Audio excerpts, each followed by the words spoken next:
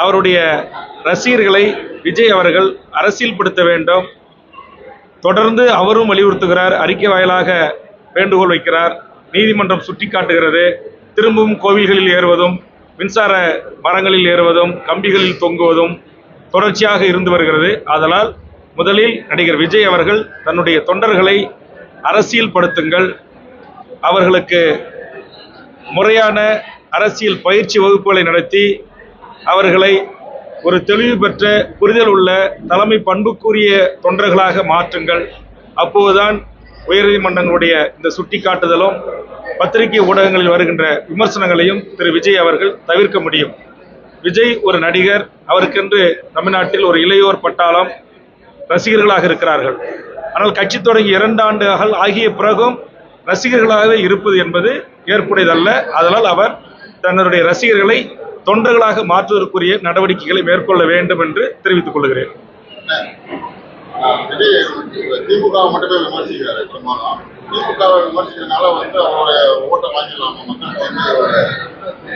எந்த ஒரு அரசியல் கட்சியும் பெரிய ஒரு அரசியல் கட்சியை விமர்சனம் செய்வதன் மூலமாக மட்டும் வாக்குகளை வாங்க முடியாது.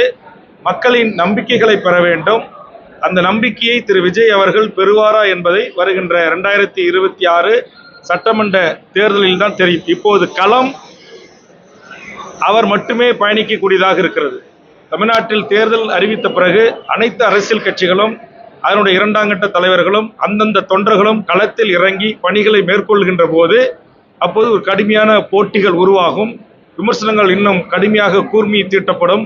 அப்போது மக்கள் சீர்தூக்கி பார்த்து யாரை தேர்ந்தெடுக்க வேண்டும், யாரை தேர்ந்தெடுக்க கூடாது என்ற முடிவுக்கு வருவார்கள்.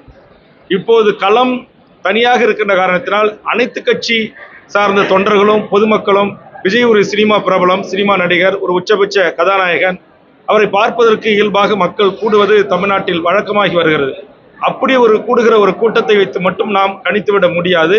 அதனால் தேர்தலுக்கு பிறகுதான் இதற்குரிய பதிலை நாம் பெற முடியும். விஜய் கூட்டணிக்கு என்னோட பயணம் பண்ண எனக்கு சம அதிகாரம் தரேன்னு சொல்லியிருக்காரு. அதே கட்டத்துல காங்கிரஸ் இப்படி சொல்லியிருக்காங்க. இவங்க போய் விஜயோட கூட்டணி வைக்கிறதுக்கு எதுவும் வாய்ப்பு இருக்கா? அது நீங்க காங்கிரஸ் கட்சியினுடைய தலைவர் அல்ல அகில இந்திய தலைவரிடம் கேட்க வேண்டிய கேள்வி. அது அந்த கட்சியினுடைய செயற்குழு, பொதுக்குழு, அந்த கட்சியினுடைய தலைவர்கள் எடுக்க வேண்டிய ஒரு முடிவு. பிளே ஸ்டோர் மற்றும் ஆப் ஸ்டோரில் இருந்து பாலிமர் செயலியை QR கோடு மூலம் பதிவிறக்கம் செய்யுங்கள். செய்திகளை உடனுக்குடன் பெறுங்கள்.